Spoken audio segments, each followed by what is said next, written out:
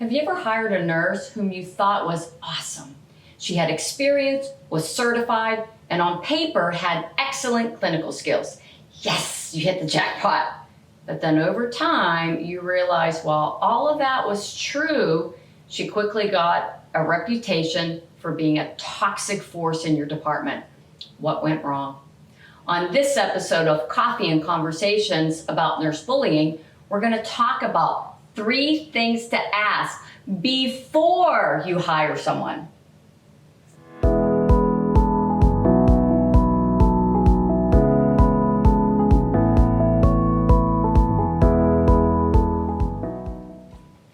Hi, my name is Dr. Renee Thompson, the CEO of the Healthy Workforce Institute. Welcome to Coffee and Conversations about nurse bullying. Let's face it, if you've been a manager for a while, you're probably guilty of a few bad hires. I know I am. You hire someone who looks good on paper, but then realize that they're a toxic force in your department. Well, what happened?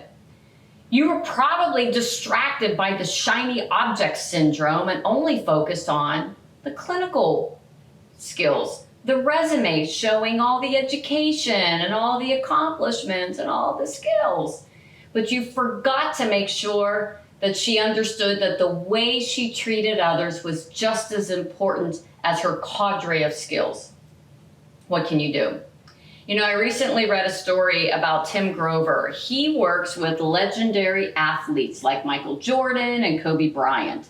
And this is what he says before working with an athlete. He says, I don't care how much you can lift, how fast you are, or how many pull-ups you can do. There are only 3 things I ask of every client. Show up, work hard, and listen. That's it. It requires no talent, no special genetics, or any skill whatsoever to show up, work hard, and listen. By not getting distracted by how good someone is, he's able to get to what it takes for his athletes to achieve their highest potential and therefore dominate their sport as part of a cohesive team. Look, I know you're busy, but carving out some time to figure this out is one of the most important uses of your time.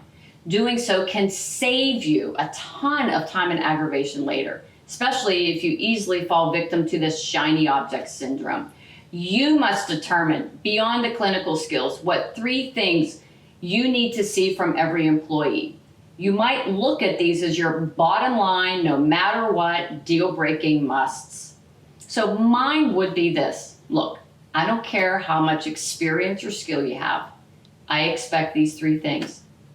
Number 1, make decisions based on what's best for our patients first, then your coworkers, then yourself.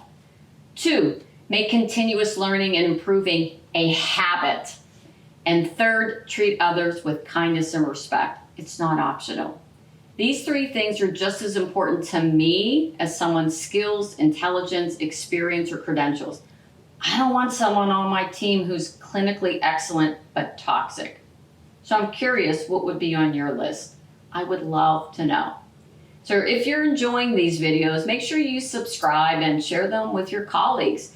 And if you really want to learn how you can cultivate a more professional, nurturing, and supportive workforce culture in your department, why not reach out to me on my website, www.healthyworkforceinstitute.com.